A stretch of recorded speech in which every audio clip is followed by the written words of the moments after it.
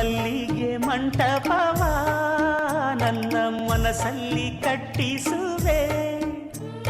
ಅಂದದ ಸಿರಿದೇವಿಯ ಅಲ್ಲಿ ಬಚ್ಚಿಟ್ಟು ಪೂಜಿಸುವೆ. ಭೂಯ ಹಸಿರಿನಲ್ತೆ ಈ ಪಾದದಡಿಗೆ ಇರುವೆ. ಮಳೆಯ ಮೋಡದಂತೆ ಆ ಸುಡುವ ಬಿಸಿಲ ತಡೆವೆ.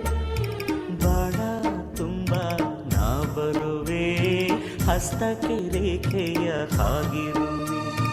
ಚಂದ ಚಂದದ ಸೇವಂತಿಯ ಅಂದಕ್ಕೆ ಕಾವಲು ನಾನಿರುವೆ.